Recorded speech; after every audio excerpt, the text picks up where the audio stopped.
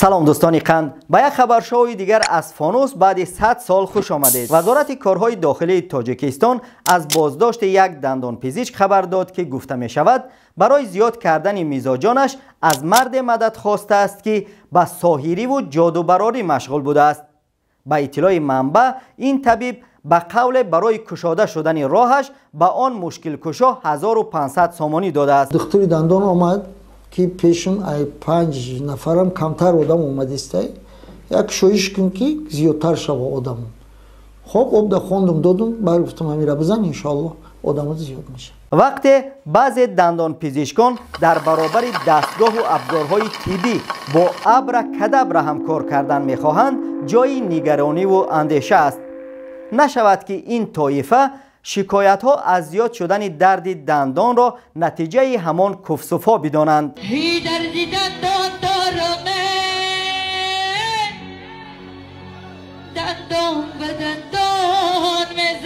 این طبیب 1500 سامانی داده است تا به قول پیش راهش کشاده شود.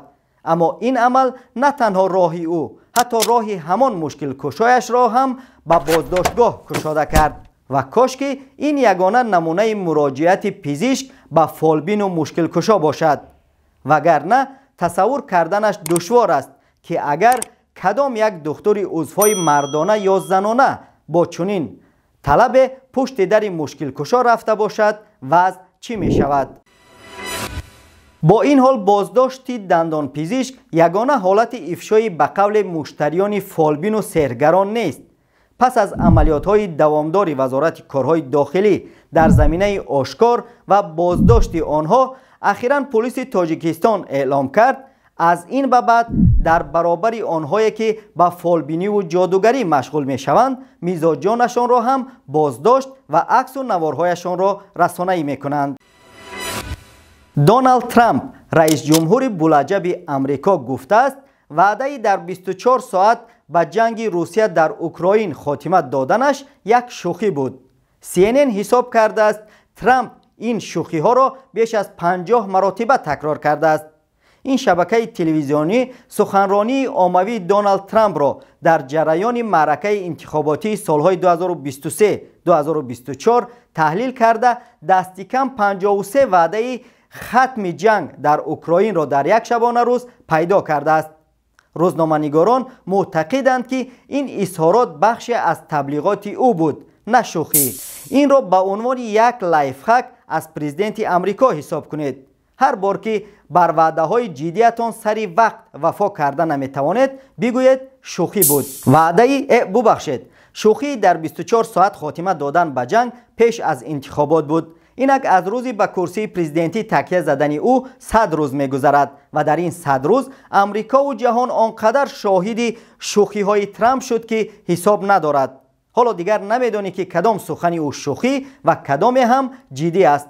خیر، ما را فهمیدن ممکن، حتی اطرافیان نزدیکش هم در درک او عاجز بودند. میان مشاوران ترامپ قاعده نانوشته وجود داشته است که هر دستوری او را تنها پس از 2 بار صدا دادن اجرا می‌کردند. و تا این لحظه گرمترین و با نمکترین شوخی ترامپ این است که به روزنامه‌نگاران گفته است اگر به اختیار او می بود خودش را پاپی ریم تعیین می‌کرد. در روسیه مردی را که از فروشگاه 14 قطعه تخم مرغ را دزدیده است 7 سال و 7 ماه از آزادی محروم کردند. داخل هر قطعه 10 دانه تخم بوده است.